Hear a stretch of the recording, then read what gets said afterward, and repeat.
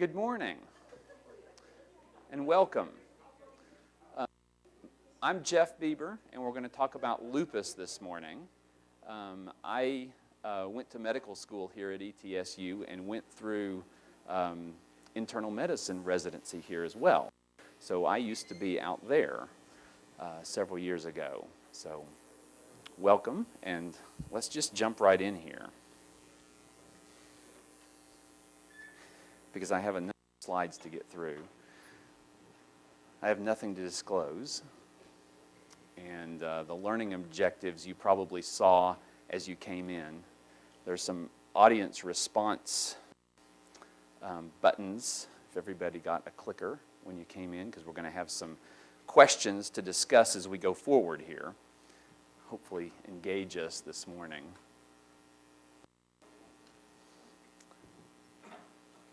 Okay, so the name of the talk is Systemic Lupus Erythematosus, but because of the nature of this topic, we have to talk about lupus in general. And certainly on board exams, they're going to expect you to differentiate other types of lupus. So in addition to systemic lupus, there's drug-induced lupus and there's cutaneous lupus and some various types of rashes that you need to be quite familiar with. The discoid rash and subacute cutaneous lupus, which is often Rho positive. So let's start with this first case. Stand back here so I can read it. So a 40-year-old woman has gradual onset of dyspnea, fever, and rash. She reports no cough. She has a 15-year history of rheumatoid arthritis, which is well controlled with methotrexate and adalimumab. On physical examination, vital signs are normal. Cardiac examination is normal. Pulmonary examination reveals a left pleural friction rub. There is synovial thickening of the wrists and metacarpophalangeal and proximal interphalangeal joints bilaterally, as well as small bilateral knee effusions. A non-blanching purpuric rash is noted over the distal lower extremities. Hemoglobin is 10, leukocyte count 2,600, platelet count 128,000, sedimentation rate's 6. Her urinalysis shows 1+ protein with a protein to creatinine ratio of 0.8. There are erythrocyte casts, and a chest radiograph reveals a blunted costophrenic angles bilaterally without infiltrate. All right, so I'm going to push some buttons here, and the polling is open. So which of the following is the next best test to perform? A is anti-nuclear antibody. Because of my typo there, I don't know how this is going to work. B is supposed to be bone marrow aspiration and biopsy. C is CT of the chest, abdomen, and pelvis. And D was supposed to be rheumatoid factor and anti-CCP. All right. Everybody think about that for a moment. Let's see here. So,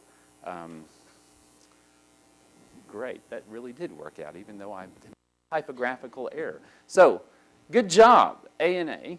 All right. That's what we wanted to hear. This is a lupus talk, right? Wasn't that hard.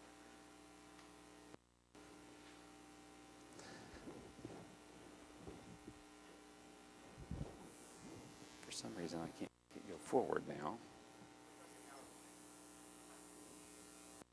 Thank you. So, A and A testing. A bone marrow biopsy is not going to be needed because the cause of the anemia is actually anemia of inflammation. I like to use that term rather than anemia of chronic disease. I think it more accurately describes what it is. And a bone marrow biopsy is not going to establish the diagnosis. A CT of the chest, abdomen, and pelvis would not help in establishing the diagnosis either. You need to consider malignancy, but this person is having a drug-induced complication. Rheumatoid factor and anti-cyclic citrullonated peptide are also not needed because the diagnosis of rheumatoid arthritis has already been established. Those tests aren't going to help. This is a new complication of treatment. So what we're talking about here is drug-induced lupus, and this is always a good list to review once in a while. It's an ever-expanding list. There are case reports of numerous other agents that I did not include on this list. And TNF inhibitors are now well established on this list. And one of the things that you need to know about drug-induced lupus is that generally this is a mild phenomenon with a skin rash and often some abnormal blood tests, some abnormal autoantibody tests. But the exception seems to be drug-induced lupus due to TNF inhibitors, in which you can get renal complications and neurologic complications related to lupus. So these are the points that I just outlined. You rarely have severe nephritis or CNS involvement, but TNF inhibitors are the exception. And as I reviewed material for internal medicine reviews of this topic, every source brought this point out. So it might be just a ripe point for board exams because it's the exception to the rule here.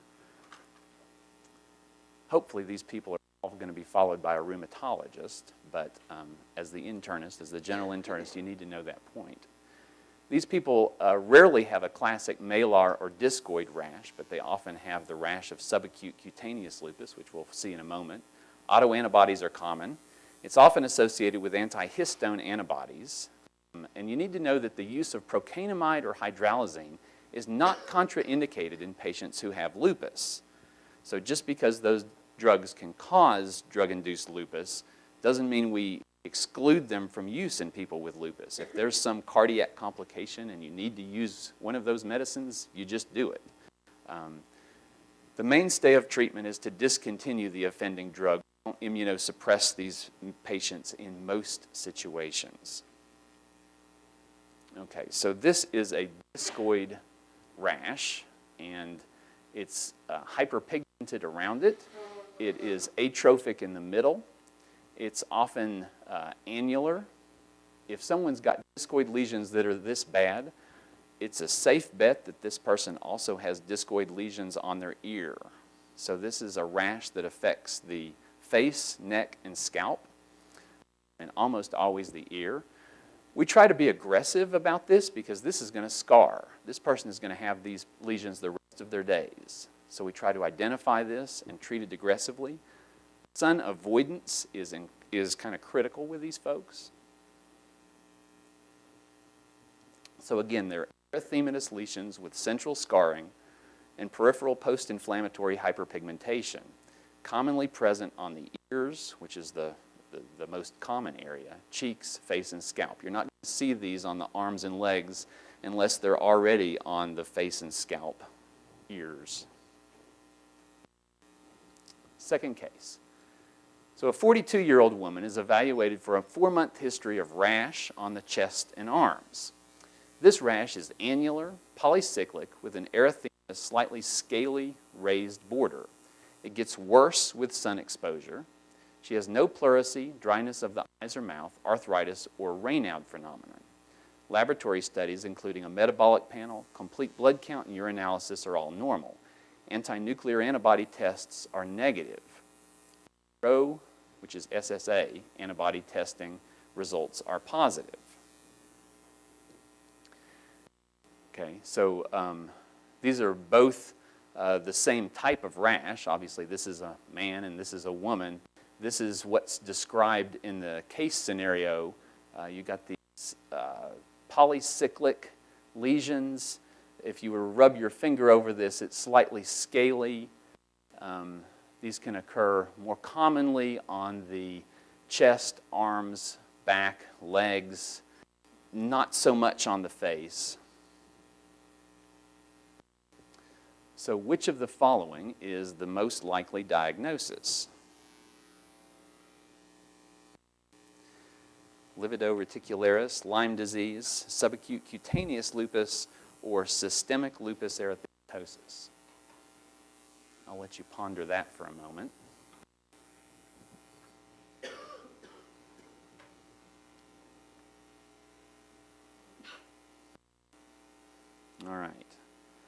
see what we've got here. So, great. Right on. You're doing well. It's 8 o'clock in the morning and you're doing well. So, subacute cutaneous lupus.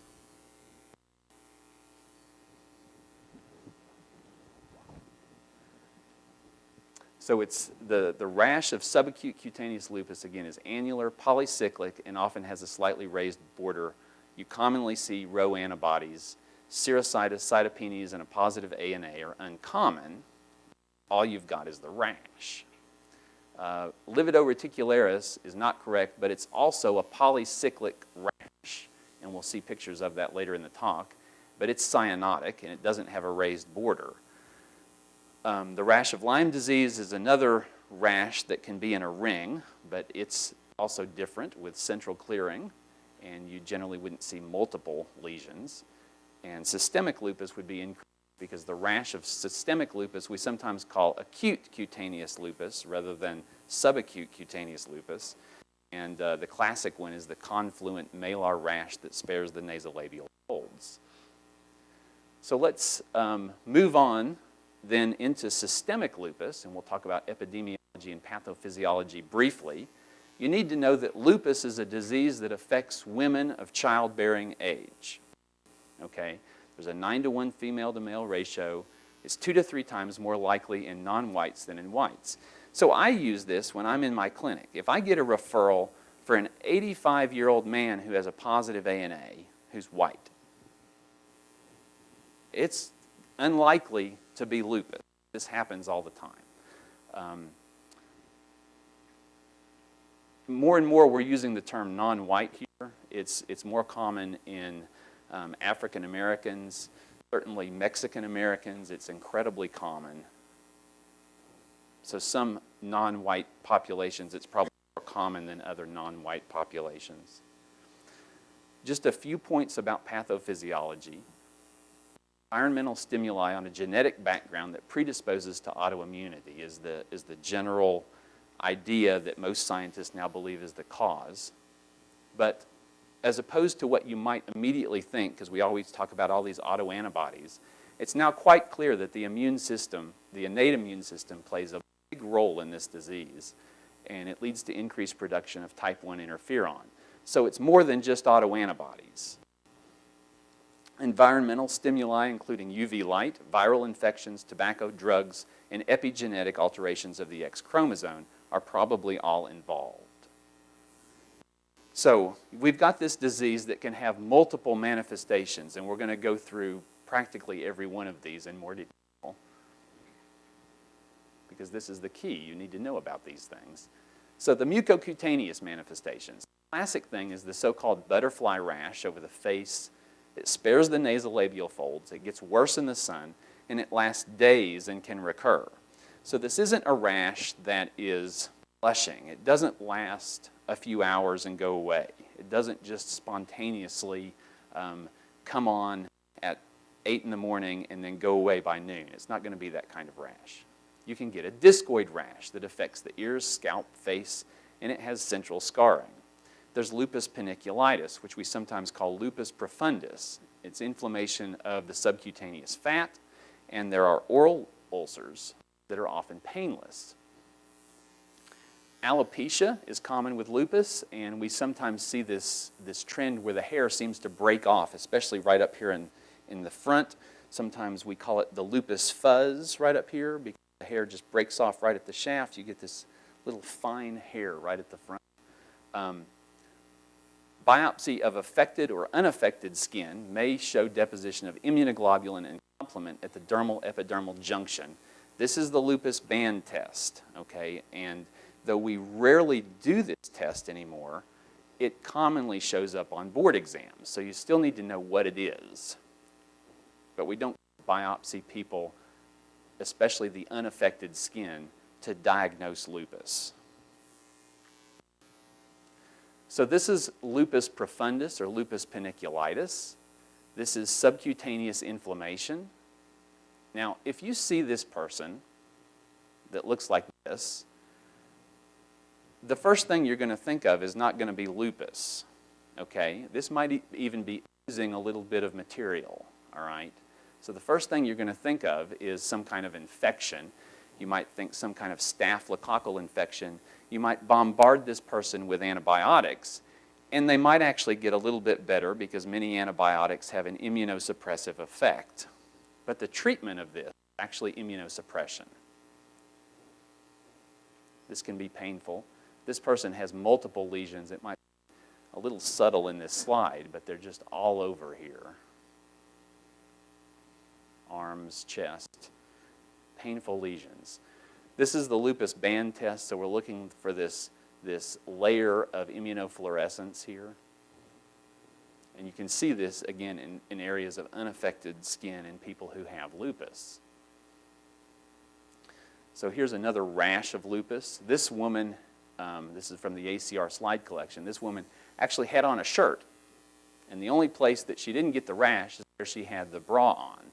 So photosensitive rash. I've got people with lupus who get a rash walking from the car into my office. So 15 seconds of intense sun exposure, they get a rash. It can be profound. These people need to avoid the sun. The oral and nasopharyngeal ulceration is usually painless and has to be observed by a physician in the criteria. So the key there is that it can be painless, which means that you've got to look. You've got to ask them to open their mouth and shine a light in there. And there's usually several of them. Sometimes there's just one, but usually there are a bunch. Musculoskeletal manifestations. You can get arthritis and arthralgia, most commonly affecting the hands, wrists, and knees. The arthritis is non-erosive and non-deforming. You're going to see what the deformity is in a moment. We call it Jacob's arthritis, but technically it's non-deforming, and I'll tell you why in just a moment. It results in tendon inflammation rather than joint destruction. So this isn't a bony lesion. The deformity, though, can resemble what you see in rheumatoid arthritis. So it can look just like this. So if you saw this person, this hand like this, you wouldn't know if this is a hand of someone who has lupus or a hand of someone who has rheumatoid arthritis. Even though the deformity, you might immediately jump to rheumatoid arthritis, but you need to get an x-ray because in lupus, there's no erosions. The bone right around the joint is normal. Now, this wouldn't be the case in rheumatoid arthritis. There would be extensive erosive changes here with joint space loss and periarticular osteopenia. That's not what we're seeing here. What we're seeing is normal bone. This is a tendon problem. This is Jacob's arthritis. This is from lupus. It can happen in a few other diseases, but I want, in your mind, this deformity to stick out as lupus. So again, if you see a hand like this, you've got to come up with a differential diagnosis. Inflammatory myositis develops in about 4 to 10% of people with lupus. It resembles polymyositis. Myalgia and fibromyalgia are common. Osteonecrosis is more common in lupus. Most commonly affects the hips, but it can affect other areas as well, including the shoulders. Osteoporosis is a late complication of lupus and chronic steroid use in many of these people, unfortunately. So case 3.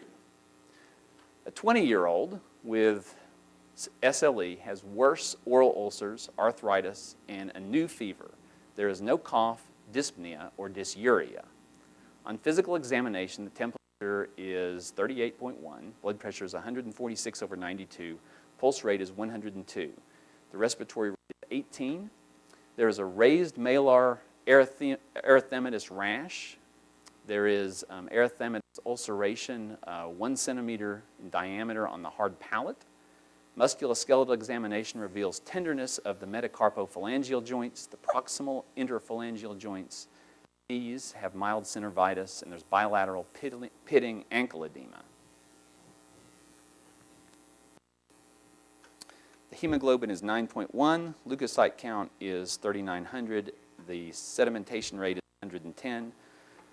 C3 and C4 are both decreased. The creatinine is 1.1. Anti-double-stranded DNA is increased from your previous visit. It's gone up. Your urinalysis shows 3+ protein. 4 to 6 erythrocytes per high-powered field, 4 to 6 leukocytes per high-powered field, and no erythrocyte casts, but the protein to creatinine ratio is 1.2. At this time, prednisone 60 milligrams per day is started. So which of the following is the most appropriate next step? IV cyclophosphamide, a kidney biopsy, MR angiography of the renal arteries, or mycophenolate mofetil?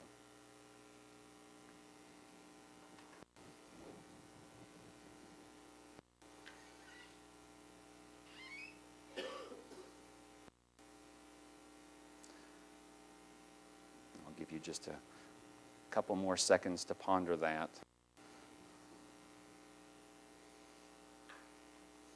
All right, let's see what we've got. Okay, so a little more skewed here. So the answer here is actually kidney biopsy, B, 45%, which is what most people said. Great. So let's go through this. You want to biopsy this person. IV cyclophosphamide is a treatment of lupus nephritis, but any treatment for lupus nephritis is going to be guided by the biopsy. So before we can treat the disease, we've got to know what the pathology is, and I'm going to explain that in just a minute. Certainly on an ABIM exam, they're not going to expect you to treat lupus nephritis. They're going to leave that to the rheumatologist. We argue among ourselves about what the best treatment in any given scenario might be. But they are going to expect you to choose the diagnostic test. So cyclophosphamide may be helpful in class 3 or class 4 nephritis, but it would cause toxicity and have no added benefit if it's class 1 or class 2 nephritis. An MRI of the renal arteries might show you vasculitis, and vasculitis is a consideration, but an MRA is not a diagnostic test for vasculitis. Lupus nephritis is more likely, and you're not going to see it on an MRA. Mycophenolate mofetil, again, is a treatment, but the treatment of lupus nephritis is going to be guided by the renal biopsy. Mycophenolate would only be appropriate in class 3, class 4, and some class 5 nephritis. So, we've jumped from musculoskeletal manifestations into kidney manifestations. Nephritis affects 50 to 75% of patients. In pediatric populations, it's even more. It frequently occurs in otherwise asymptomatic individuals. And this is why you need to know how to screen for it. So and I've highlighted these points. You screen for lupus kidney disease with a urinalysis looking for blood cellular casts and some tests to quantitate the amount of protein. So a protein to creatinine ratio is the standard. You're not going to screen for it by looking for an elevated creatinine, okay? You're not going to ask about dysuria. This is the screening test. And the diagnosis of it requires a kidney biopsy because treatment is dependent on the biopsy results. Again, we're going to give these people cytotoxic therapy in some situations, and we're not going to do that haphazardly without a biopsy. So this is the revised classification of lupus nephritis. You do not need to commit this classification to memory, but you need to know that it exists because we're going to look at this when we choose a treatment. And you can't tell from the urinalysis. So you get that urinalysis and it's got cellular casts and I get a biopsy and the pathologist comes back and says, yep, it's class 2 nephritis. Well, I'm not going to immunosuppress that person because it does not improve prognosis, okay? It matters a whole lot. Class 3 and class 4 are the bad ones. These are the focal proliferative glomerulonephritis and diffuse proliferative glomerulonephritis. Those people are going to get aggressive immunosuppression. Class 5, this is the group that's probably going to have massive proteinuria and complications from the proteinuria. And some people, either it got overlooked or it advanced quickly and the kidney is just all scarred. And again, if the pathologist says it's class 6, immunosuppressing that person is going to be of no benefit, okay? Because it's just a scarred kidney and you're just going to increase their toxicity without improving survival of the kidney or the person by putting them on immunosuppression, you've got to get a biopsy. All right. So, neurologic manifestations. Now, I've given you this large list to point out a couple of points. If we go to the ACR criteria for lupus, there are only 2 of these that are on the list, seizure disorder and psychosis. But lupus can do all of this, all of these neurologic manifestations. So this has been criticized when we get into those criteria, and we'll talk about that more in a moment, those 11 criteria, the ACR criteria. And I also want you to notice what's not on this list, okay? We never use the term lupus cerebritis anymore. Lupus cerebritis is a nonspecific term that is kind of meaningless. It doesn't tell us what's going on. So it's not considered good anymore to say the words lupus cerebritis. We define the CNS manifestation or the peripheral nervous manifestation by the other diseases that you know. So I'm not going to review all of neurology, which is what this would be if I talked about each of these, but lupus can do any of this. And we would treat it based on what's happening, like any other neurologic disorder. Cardiovascular complications. So pericarditis occurs in about 20% of patients, but progression to tamponade is rare. So it's very common for lupus patients to have some fluid around their heart. It's rarely a problem. It's often there. It's hard to make it go away. We usually don't immunosuppress people or do a pericardiocentesis because they have a little fluid around their heart unless there's a hemodynamic compromise, which is, again, rare. Valvular heart disease is common, okay? And you've got to think about Liebman-Sachs endocarditis, which is sterile, generally asymptomatic vegetations, and it may lead to embolization, which is where we usually find it. Often you wouldn't see these until you do a transthoracic echocardiogram or a transesophageal echocardiogram. Here's what you need to know. Here's what needs to stick out in your mind about cardiovascular complications in lupus, is that the prevalence of atherosclerosis is increased among this group. Women with lupus, aged 33 to 44, have a 50-fold increased risk of myocardial infarction compared to age-matched controls. 50-fold. Relative risk, 7.5. Remember, relative risk is a logarithmic scale. So we're well over 1, 7.5. This is what you've got to know. It's the atherosclerosis piece.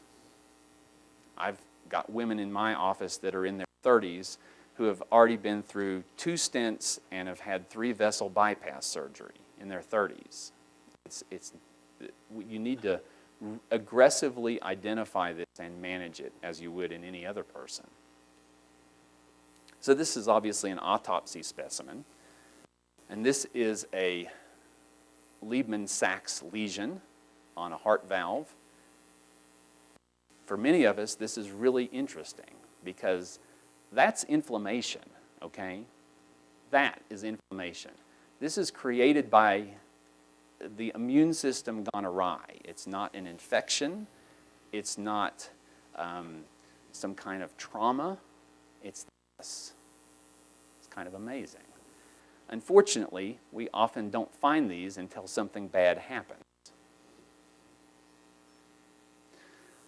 Lupus vasculitis, okay, so this is a picture of lupus vasculitis, cutaneous vasculitis on the hands affecting small vessels.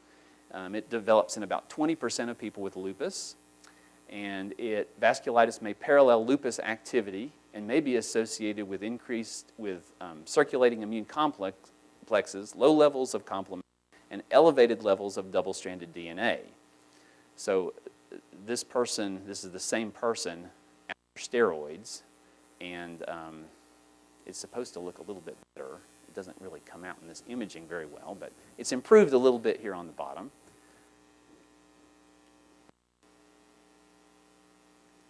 Pulmonary complications. Pleuritis is the most common, but it's usually not life-threatening. You can get pneumonitis, interstitial lung disease, diffuse alveolar hemorrhage. This has a very high mortality rate. So obviously, if you've got a lupus patient who's coughing up blood, you've got trouble. So-called shrinking lung syndrome. This is a syndrome that we see where lung volumes are decreased.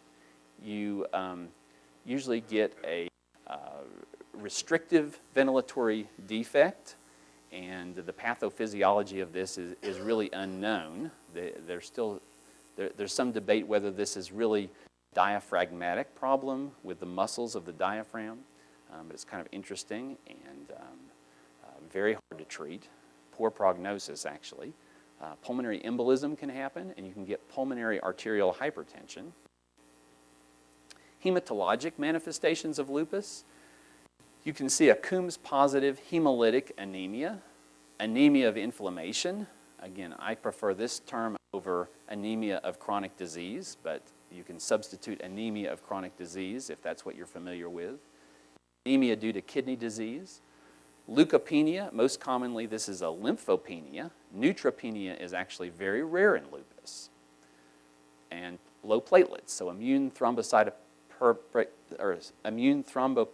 purpura is common, and it's often the initial manifestation of lupus and also hard to treat. I'm not going to talk extensively about antiphospholipid syndrome. That's a separate talk. But you can get arterial, pardon the typo, or venous thrombosis, pregnancy loss, and some other manifestations from APS, lividoreticularis, thrombocytopenia, valvular heart disease, and microangiopathic kidney disease. It's important to differentiate antiphospholipid syndrome from vasculitis, okay? So we saw that picture of vasculitis on the hands, and the reason it's so important is because one is treated with anticoagulation, which I've misspelled, and the other is treated with immunosuppression. So if you anticoagulate someone who has vasculitis, it's not going to do any good. And if you immunosuppress someone who's got antiphospholipid syndrome, that's not going to do any good. And sometimes differentiating those two things can be a challenge clinically. We commonly try to differentiate lividoreticularis from lividoracemosa. Lividoreticularis is on this side, lividoracemosa is on this side, because lividoreticularis, we commonly throw that term around, but it's common in Caucasians. Caucasians get cold, they sometimes get this net-like pattern, but if you look closely, and it's kind of hard to see again, all these loops, you can kind of follow it around and eventually close the loop somehow. Okay, so it's closed loops. And it tends to come and go quickly. It's like sometimes if you just warm this person up, it'll go away. As opposed to lividoracemosa, where the loops don't close. Sometimes it appears a bit annular, but there's always an opening to the loop. And this doesn't go away. You warm this leg up, it won't disappear. Lividoracemosa is a more pathologic lesion than lividoreticularis. The gastrointestinal manifestations of lupus are dysmotility, mesenteric vasculitis, serositis, and a protein-losing enteropathy. It's not pancreatitis and liver disease. So if I get someone who has autoimmune liver disease, has a positive ANA, and I'm getting a referral with the question, is this systemic lupus? Right off, chances are it's not systemic lupus, because systemic lupus is going to do these things, not so much this. Autoimmune hepatitis is a different disease. Autoimmune pancreatitis is a different disease and commonly can be related to IgG4-related disease, but that's, again, is a separate talk. GI side effects from medications used to treat lupus are really common, and sometimes we have to separate that out. So, we've gone through manifestations of lupus, and now we're going to move on to the diagnosis of lupus. The diagnosis depends on the recognition of a characteristic multi-system disease and the exclusion of malignancy and infection in virtually every case. So we've just gone through all the systems that can be involved in some of those manifestations and characteristics, and that's why you need to know that, because for the most part, that's where the diagnosis lies. That's where the money is. Autoantibody tests are important, but they're only helpful with the diagnosis in an appropriate clinical setting. Even autoantibodies that are specific for lupus, such as anti-Smith and anti-double-stranded DNA, do not make a diagnosis without the right clinical background. So just because somebody has a positive anti-Smith doesn't mean we automatically label them with lupus. So these are the 11 ACR criteria. Now, these are used in clinical trials so that we can have a uniform group of people when we're doing clinical trials on people with lupus. But it's a good list to look at because more than a decade ago, a group of experts sat down and said, well, we've got this disease that can do anything. It can affect any organ system. What are the things we can look for as clinicians that are most likely to differentiate lupus from some other disease? And if you look at this list in that light, I think it's more helpful. This is the list they came up with. The things that are most likely to differentiate lupus from some other disease. Notice that the first three things on the list are a rash. Okay? A malar rash, a discoid rash, or a photosensitive rash. So I've put photosensitivity up here, but it should be a photosensitive rash. Just because somebody feels bad when they get in the sun, that's not lupus. Oral ulcers observed by a physician, a non-erosive arthritis, serositis, kidney disorder. Again, seizures and psychosis pops up, but lupus can do lots of other neurologic manifestations other than these two. Hematologic problems, double-stranded DNA, Smith. If you meet criteria for antiphospholipid antibodies or have positive antibodies, that counts in this criteria, and a positive ANA. An asymptomatic ANA is present up to 30% of the normal population, and that increases with age. So that if I did an ANA in everybody who was over the age of 80, this number would be even higher. If you suspect lupus based on the clinical history, then the appropriate labs to order are an ANA, a CBC, a comprehensive metabolic panel, erythrocyte sedimentation rate, and a urinalysis with some tests to quantitate the amount of protein in the urine, such as a protein to creatinine ratio.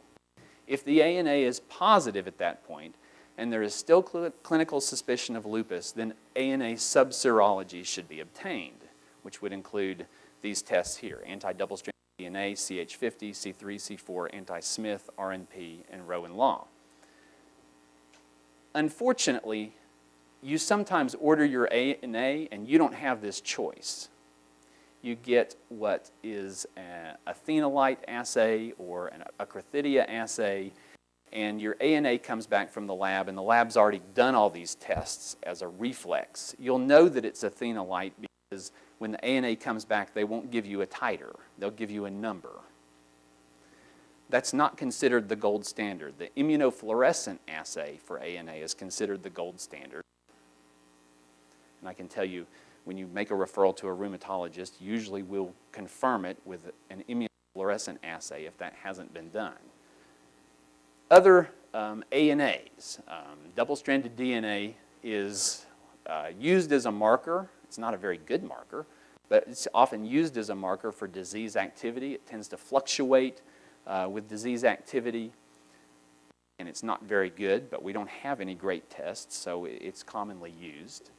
I encourage you to never order an anti-single-stranded DNA. It's of no clinical utility.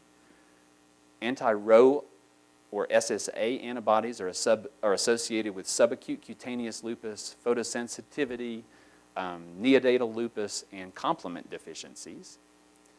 SSB can be seen in isolation in patients who have primary biliary cirrhosis and autoimmune hepatitis. So if you're just seeing this autoantibody, you might think about these diseases. And anti-RNP is probably the one that carries the worst prognosis in lupus. If you've got someone who has lupus and a positive RNP, it usually predicts bad things. And an anti-Smith is more specific for lupus, and it can be seen in CNS disease, but it's not generally useful in management. So we would order an anti-Smith one time in someone with lupus. There's no reason to keep repeating it. Antihistone antibodies are commonly associated with drug-induced lupus, but they're not always there, okay? Commonly in anti-TNF-induced drug-induced lupus, you won't see an antihistone. And anti-SCL70 and anti-centromere are scleroderma-related problems. They don't tell you much about lupus. Anti-RNP are sometimes seen in nephritis and neuropsychiatric disease, but we don't commonly order those. So on the American College of Rheumatology task force, they say that you should not check an ANA subserology without a positive ANA and clinical suspicion for immune-mediated disease. So a number of professional societies have come up with these lists of tests that we should not order, and this is on the list, okay? So overdoing lab tests, they're going to get you on the boards on this if you order this inappropriately and in real life. Again, sometimes this is difficult because in the lab that you're working with, you might order an ANA and they automatically spit out all this other stuff, and you can't control that. Anti-double-stranded DNA and anti-Smith are more specific than these others, but they still do not make a diagnosis without the appropriate clinical scenario. Hopefully I've said that 3 times now, and you'll never forget it. So sometimes when the ANA is positive, people automatically think, it's lupus, we need a rheumatology referral, without ever thinking about the other diseases that also cause a positive ANA. Hashimoto's thyroiditis is quite a bit more common than lupus. Graves' disease, we often see a positive ANA. Autoimmune hepatitis, primary biliary cirrhosis. In primary autoimmune cholangitis, which is a fairly rare disease, virtually 100% of those people will have a positive ANA. And it's also really common in people with just idiopathic pulmonary arterial hypertension. So again, this can be a manifestation of lupus, but it can occur by itself. And commonly we get a referral for a positive ANA in this population as well. Rule out lupus. My first question is, going through all those manifestations, a good history, a good physical exam. Case 4. A 30-year-old woman with SLE with a malar rash and joint pain is seen for follow-up. She was treated for lupus nephritis, class 3, with IV cyclophosphamide 8 years ago. At her last visit 3 months ago, she had no proteinuria or counts in her urine. She reports no weight loss, sweats, pleuritic chest pain, or alopecia. Her current medications are mycophenolate mofetil, prednisone, and hydroxychloroquine. On physical examination, her vital signs are normal. There is a malar erythematous rash and annular atrophic lesions around both ears. There is new right supraclavicular 2-centimeter lymph node and several smaller cervical lymph nodes that are present. The metacarpophalangeal and proximal interphalangeal joints are tender, but there's no swelling. Her hemoglobin is 12.3. The leukocyte count is 3,500. Platelet count is 156,000. Sedimentation rate is 38. Your C3 and C4 are normal. Her serum creatinine is 0.9. Positive double-stranded DNA antibodies. Her urinalysis shows 1+ protein, 0 to 2 erythrocytes per high-powered field, 0 to 2 leukocytes, no casts, and her protein to creatinine ratio is 0.1. So which of the following is the most appropriate management? A, increase the mycophenolate. B, increase prednisone. C, perform a lymph node biopsy. Or D, perform tuberculin skin testing.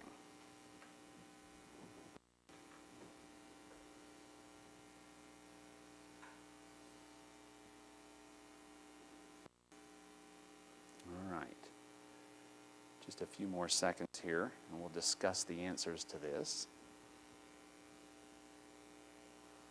Let's see what we've got. Awesome. So you got it right. perform a lymph node biopsy. So we need to exclude malignancy and infection in an immunosuppressed person who has a history of receiving cytotoxic therapy, and that's the take-home point here. Increasing the mycophenolate is not correct because it is not clear that the lymphadenopathy is from lupus, and you've got to exclude malignancy and infection. Increasing prednisone is not correct for the same reason, and though you might consider tuberculosis, in this case a better test than a PPD would be a lymph node biopsy. So, the differential diagnosis of lupus, the first two things are always going to be malignancy and infection. And when someone comes to you with, or someone has lupus, and they come in with a new problem, we're going to think about this same list again, malignancy and infection. Undifferentiated connective tissue disease has to be a consideration. Sometimes we call this the lupus plus syndrome. So the patient with lupus might then develop rheumatoid arthritis, or might then develop inflammatory myositis. You might develop a drug-induced lupus on top of systemic lupus. You need to think about pregnancy, okay? Sometimes as internists, this isn't as much on our radar as it should be, but we've got women of childbearing age who get facial flushing, joint pain, proteinuria, fatigue, maybe low platelets. And you can see how that person might look a lot like someone who has lupus, but is actually someone who's pregnant. Again, drug-induced lupus, I'm going to make this point again, TNF inhibitor-induced lupus may have proteinuria, neurologic signs, and anti-double-stranded DNA. You know, when I was looking through that, I thought, that's a little bit of an esoteric fact, but it's on every internal medicine review for rheumatology. It's there every time. It doesn't matter which one you look at. Might be worth remembering. So let's move on to treatment. Okay, we're in the home stretch here. Virtually all patients with lupus should be on hydroxychloroquine because it increases survival. So sometimes people talk about medicines that are feel-good medicines versus medicines that are live-long medicines. Plaquenil, hydroxychloroquine, is a live-long medication. We give it to people with lupus because it prevents cardiovascular complications, and people with lupus who take hydroxychloroquine live longer than people with lupus who don't take hydroxychloroquine. It's kind of our baseline therapy. But all other treatments are dictated by the severity of the disease and the organ system involved, because unfortunately, most of the other treatments we have for lupus are incredibly toxic. We use NSAIDs first line for arthralgia in the absence of contraindications. We use corticosteroids if there's organ involvement, not just for fatigue or some arthralgia, but if there's organ involvement, we'll give people corticosteroids. And we don't deny women of childbearing age birth control pills or IUDs. So some of the old literature indicated that estrogens might increase lupus flares. It's a disease that affects mostly women. It's thought that estrogen might play a pro-inflammatory role in this disease. But good science now shows us that women with lupus can take birth control pills just fine. It does not increase their risk of problems. There is a gross error on this slide. I apologize. So these are treatments that we use in people who have lupus. Again, the ABIM isn't going to make you choose these treatments because this is, your rheumatologist is going to treat these people by the time they need these kinds of medications. Methotrexate is also class X in pregnancy and should be highlighted in pink. So methotrexate is class X in pregnancy and should be highlighted in pink. Methotrexate is class X in pregnancy and should be highlighted in pink. I've said it 3 times, so you'll never forget it. But some of these other things, like azathioprine, we sometimes use in pregnant women, but we do. It's considered class C in pregnancy. Belimumab is a B-cell inhibitor. BAFF is B-cell activating factor. I can't come up with the last F, sorry. But it's an autoantibody that blocks this growth factor for B cells. Rituximab is anti-CD20, and I was just reading with email blast that there's actually a newly FDA-approved medicine that is an analog of ACTH. So it didn't make the list because it just came out. So anti-malarials. So you don't have to know which of those medicines to treat people with lupus, but you need to know some of the dangers of those medicines, and particularly in a group of patients who's commonly women of childbearing age. The point that I wanted to make was some of them we avoid in pregnancy, because those people might come to you and say, whoops, I just missed my period and I am on methotrexate. What do I do, doc? Hopefully that won't happen. But you need to be prepared if it does. So you need to know about anti-malarials because almost all people with lupus are going to be on these medicines. Serious side effects are extremely rare. Gastrointestinal upset is the most common side effect that results in withdrawal of the medication. It's more common with chloroquine than hydroxychloroquine. A rash occurs in about 10%. You can get headaches, lightheadedness, neuropathy, myopathy, and cardiomyopathy, but all these are incredibly rare complications. In general, anti-malarials are pretty safe. Serious ophthalmologic toxicity is rare, especially if patients are monitored. But it's one of the most feared complications of this class of medications because it can result in blindness. And it doesn't hurt, so these people often aren't on the radar because they're not having pain in their eyes. So all patients should undergo a baseline eye exam if they're going to be on anti-malarial treatment before or within a year of beginning that treatment. And then the frequency of how often they should get a follow-up eye exam depends on what body of literature you read, because those recommendations range everywhere from every 6 months to every 5 years. So there's controversy there, but they need to get an eye exam. So case 5, 25-year-old woman seeks preconception counseling. She was diagnosed with lupus last year. She is taking hydroxychloroquine. She has increasing hand pain and fatigue, but no rash, fever, chest pain, or dyspnea. She has never been pregnant, and she has no history of thrombosis. She had a normal eye exam last month. On physical examination, vital signs are normal. She is tender around her PIP joint, but there is no joint swelling and she has no rash. Her white blood cell count is 4,300. Her C4 is decreased, but her C3 is normal. Creatinine is normal. Double-stranded DNA is positive. Her IgG-specific anti-cardiolipin antibodies are positive at a high titer. Her anti-Rho antibody is positive, but her urinalysis is normal. So which of the following is the most appropriate treatment? A, start azathioprine. B, add aspirin 81 milligrams and refer to a high-risk OB. C, stop the hydroxychloroquine. D, add prednisone 10 milligrams per day. And I'll let you ponder that for just a moment.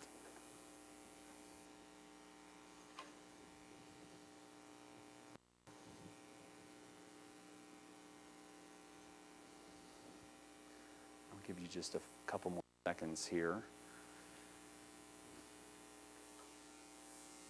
Okay, let's see what we found.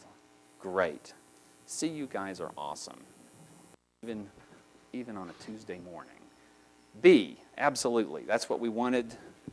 You're going to start this aspirin. You're going to refer to a high-risk OB. This person has lupus. This person has anti-Rho antibodies. There's risk for neonatal lupus. There's risk for heart block. So that's the answer. Even though she doesn't meet criteria for antiphospholipid syndrome, she's at risk. So that might be a person that you go ahead and start 81 milligrams of aspirin. Yeah, there's some controversy there, but this person is at high risk for losing this pregnancy. Azathioprine, A, and answer D, add prednisone are not correct. She does not have organ involvement, so you're not going to immunosuppress her. And stopping hydroxychloroquine is not correct, because pregnancy outcomes are actually better among women with lupus who continue the hydroxychloroquine than if they stop it. So outcome measures in people with lupus. Well, the double-stranded DNA tends to increase with active disease. It's a far from perfect test. It's certainly not what we rely on, but we check it for that reason. Complement levels, or C3 and C4 in particular, are consumed with active disease, but commonly people with lupus have a low C4 all the time, so sometimes you can't go by that. The erythrocyte sedimentation rate tends to stay elevated in lupus, while the C-reactive protein tends to be normal. So people with lupus may always have a high sedimentation rate, so it's not very useful to keep checking it. But the CRP may go up if you've got that patient with lupus who now comes into the hospital and you're suspecting they've got some bad infection. CRP may have been normal before and it might be elevated, so it might be a little bit more reliable test. Remember the urinalysis to look for active urine, sediment, and protein. I don't think I can overemphasize that point. A little bit about pregnancy and lupus. So reproduction is normal in most women with lupus, but should be monitored by a high-risk OB and rheumatology. Many medications used in lupus are contraindicated, but hydroxychloroquine, prednisone, and azathioprine are generally considered safe. Antiphospholipid syndrome increases the risk of fetal loss. Women are generally treated with low-dose aspirin and heparin. Obviously, you're not going to use warfarin. Right? Everybody knows that. Maternal Rho antibodies are associated with neonatal lupus, including fetal heart block. In combination, oral contraceptives are safe in lupus. You can give these women contraceptives. Don't deny them that. Family planning purposes, because pregnancy should be avoided during active disease. So if we're doing family planning, we want to make sure that their disease is quiescent. Oral contraceptives, again, are safe in women with lupus who don't have antiphospholipid syndrome. That's the one situation where you wouldn't use these. You wouldn't use oral contraceptives or estrogens in people who have antiphospholipid syndrome. And menstrual irregularity is very common in women who have lupus. Case 6, this is the last one. A 34-year-old woman with a history of lupus diagnosed at age 30 comes to you for advice regarding contraception. She has a history of malar rash, oral ulcers, and Coombs-positive anemia, but in recent years her disease has been under good control. She has a history of fetal loss at 15 weeks, and she has 2 healthy daughters. She takes hydroxychloroquine, calcium, and vitamin D. Physical examination shows normal vital signs. Her lungs are clear. Cardiovascular exam is normal. There's no rash. She has no synovitis. She has 1 oral ulcer that is painless that she wasn't aware of. Her CBC is normal. Her complement levels are normal. Her creatinine was normal. Her anti-nuclear antibodies are positive at a titer of 1 to 320. She's got positive double-stranded DNA antibodies, and she also has positive IgG-specific anti-cardiolipin antibodies and a positive lupus anticoagulant. Her urinalysis is normal. Which of the following is the best contraceptive method for this patient? A, combination estrogen-progesterone oral contraceptives. B, barrier contraception.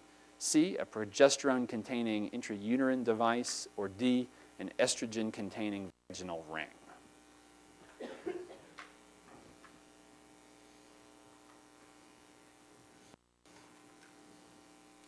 If you're just coming off a VA rotation, you might have to change your thinking a little bit here.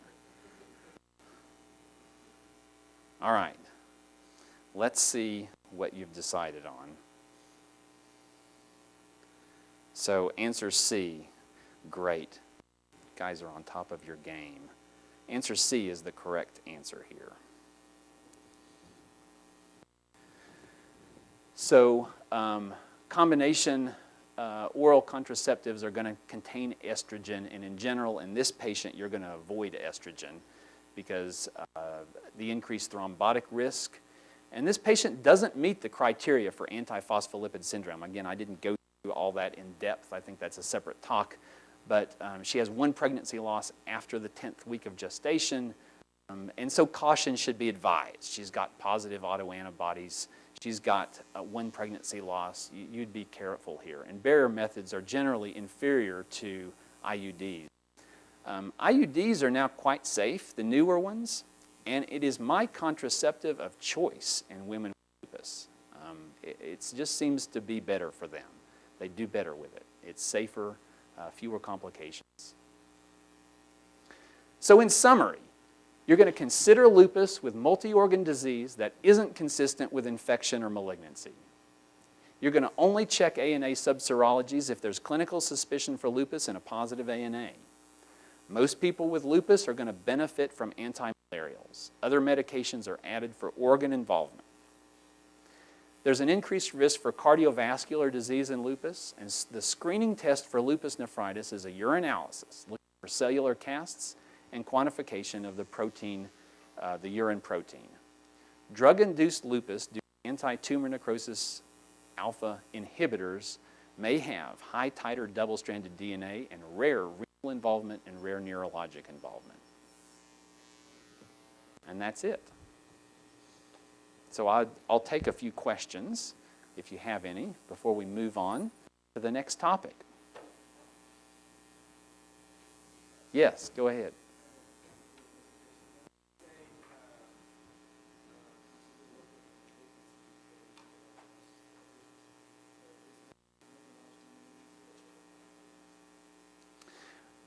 Virtually any type of malignancy. So it's a broad answer.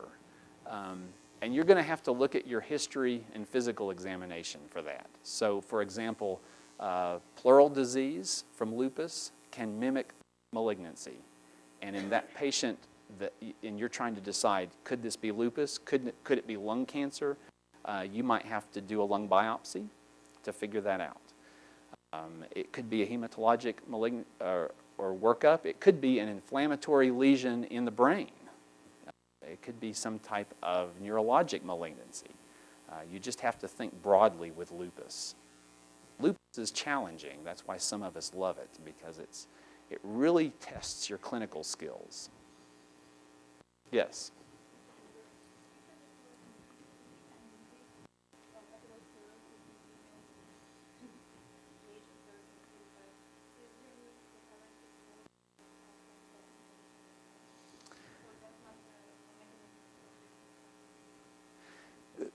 So the question, if not everybody heard that, was there's an increased risk of atherosclerosis among women with lupus, and is there a role for some type of prophylaxis?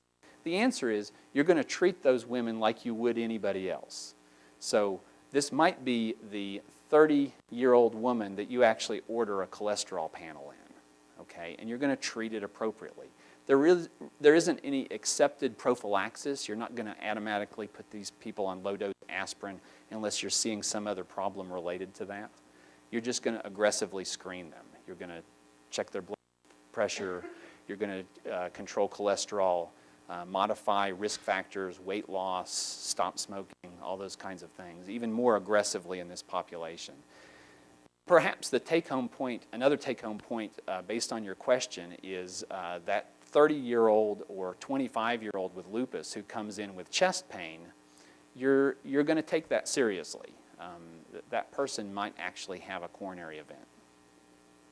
Good question. Other questions?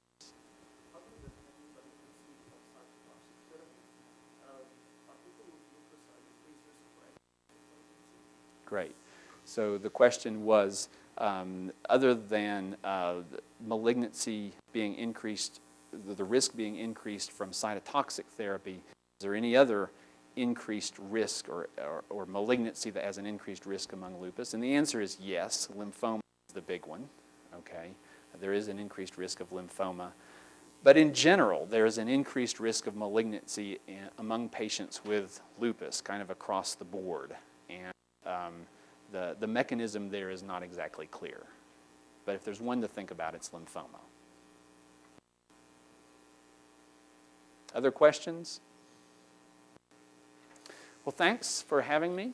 And Dr. Falaska, I think, will be up next.